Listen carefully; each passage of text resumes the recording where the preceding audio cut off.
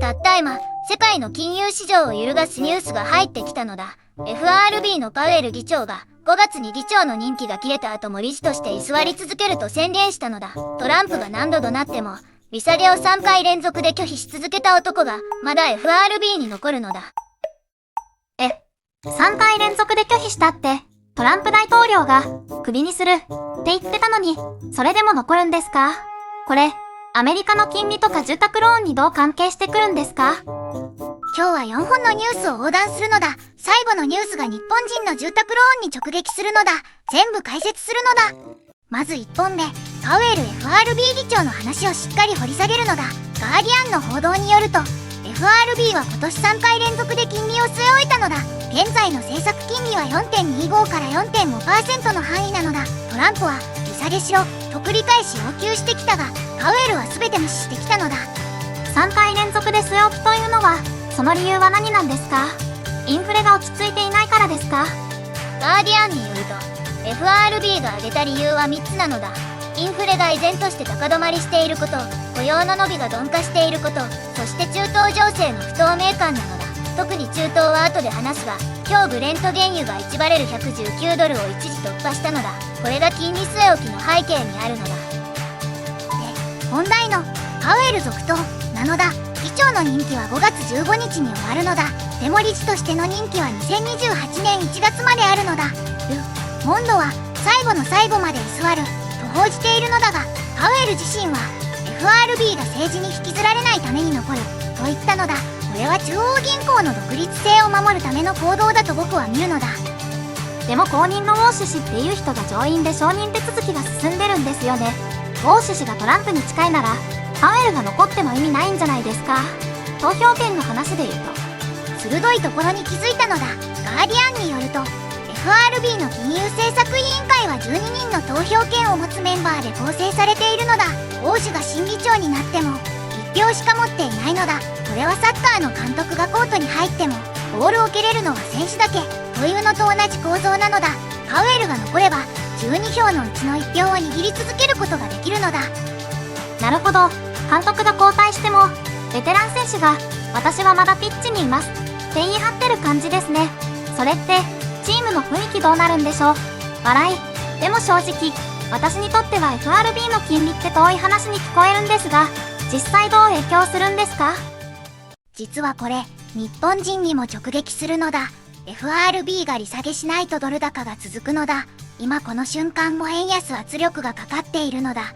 例えば変動金利で3000万円の住宅ローンを抱えている家庭は、円安が1ドル5円進むごとに輸入物価が上がって生活コストが月1万円近く増えるという試算があるのだ。FRB が利下げを遅らせるほど日米金利差が開いたままになるのだ。これは円安が長引くということなのだ。輸入に頼る食材、エネルギー、子供の学費に使う教材、あらゆるものの値段が高止まりするのだ。FRB の12人の会議室での決断が東京のスーパーの値札を動かしているのだ。続いて2本目なのだ。中東情勢、イランとの戦争の最新情報なのだ。モンドによると、トランプは今日、イランはただ降参すればいいと発言したのだ。一方プーチンはトランプに電話して、これ以上軍事行動を取れば深刻な結果になると警告したのだ。プーチンまで電話してきたんですか？降参しろ VS やったら報復する。もはや三つどもえじゃないですか。イスラエルはどう動いているんですか？モンドによると、イスラエルはレバノンのヒズボラに対して、イエローライン、つまり越えてはならない一線を越えたら攻撃する、と脅しをかけているのだ。そして今日の原油価格なのだが、ブレント原油が1日で 7% 上昇して119ドルを突破したのだ。これは今月最高値なのだ。119ドルって、ちょっと待ってください。以前この動画でホルムズ海峡の備蓄が70日を切るという話をしてましたよね。それとセットで考えると、これってかなり危険水域じゃないですか？その通りで、イランのガソリンを120円台で計算すると、この統制が続けば日本のガソリンスタンドの価格も近い将来に影響が出るのだ。今はすでに90日備蓄の話と119ドルの同時進行なのだ。僕の見立てでは、この2つが重なる来月が最も危ない節目になると思うのだ。でも本当の問題は次の3本目にあるのだ。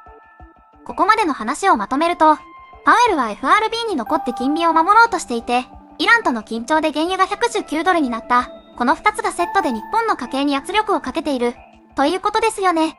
3本目は移民問題なのだ。今日アメリカの連邦最高裁が非常に重要な審理を始めたのだ。ナシオンによると、ハイチ人約35万人とシリア人約6000人の TPS、つまり一時保護ステータスをトランプ政権の剥奪できるかどうかの審理なのだ。この TPS は1990年に作られた制度で、紛争や災害で故郷に帰れない人に合法的な在米資格と就労許可を与えるものなのだ。35万人って大変な数字ですね。ハイチといえば2010年の大地震ですよね。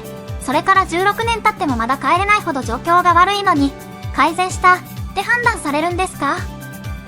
ナシオンによると、トランプ政権の元国土安全保障長官クリスティ・ノームが、ハイチもシリアも状況が十分改善したと判断したのだ。でもハイチは今もギャングの支配下で政府機能がほぼ崩壊しているのだ。2010年の地震から16年、30万人以上が亡くなったあの国がだ。これをもって改善したと言えるのか、僕は率直に疑問なのだ。さらにナシオンによると、今回の最高裁判決の射程は35万人をはるかに超えるのだ。ベネズエラ人60万人、エルサルバドル人、ホンジュラス人など合わせると100万人規模の在米外国人の運命がこの一つの判決に縛られるのだ。去年最高裁はベネズエラ人の TPS 剥奪を認めた。それが今回の前例として使われているのだ。ちょっといいですか？私、この話を聞いていて思うんですが、制度を作った当初の目的と政権の都合で制度の解釈がガラリと変わるって、移民だけじゃなくてあらゆる政策に当てはまりますよね。私たちが当たり前だと思っている社会保障や法的な権利だって、状況が変わったの一言で変えられかねないんじゃないですか。紬の言う通りで、これは法の安定性の問題なのだ。そして4本目、今日最も衝撃的なニュースがこれなのだ。BBC ワールドによると、アメリカ政府がメキシコのシナロア州知事を麻薬密輸に関連する罪で起訴したのだ。現職の州知事をだ。現職の州知事を他国が起訴？それって外交問題になりませんか？そんなことアメリカはできるんですか？これが麻薬戦争の新段階なのだ。アメリカは自国民に危害を与える薬物組織については国境を越えて個人を起訴できる法的根拠があるのだ。シナロア州といえばチャポが率いた世界最大の麻薬組織シナロアカルテルの本拠地なのだ。現職知事がその組織と結びついているという疑惑はメキシコにとって主権侵害そのものなのだ。冒頭でパウエルが FRB は政治に引きずられないと言ったのだ。でも今日一日を振り返ると FRB の金利決定もイランの原油も移民の TPS 判決もシナロア州知事の起訴も全てトランプという一人の人間の判断が連鎖して動いているのだ。中央銀行の独立性だけが唯一トランプの手が届いていない砦なのだ。今のところはのだ。今日覚えてほしい数字は一つだけなのだ。119なのだ。ブレント原油が119ドルを超えた。パウエルが金利を据え置いた今この瞬間も日本の家計への圧力は119という数字の上に乗っているのだ。来月欧州が新議長になって利下げ圧力が強まる一方、イラン情勢が長期化すればこの数字はさらに上を目指すかもしれないのだ。119ですか。わかりやすい数字ですね。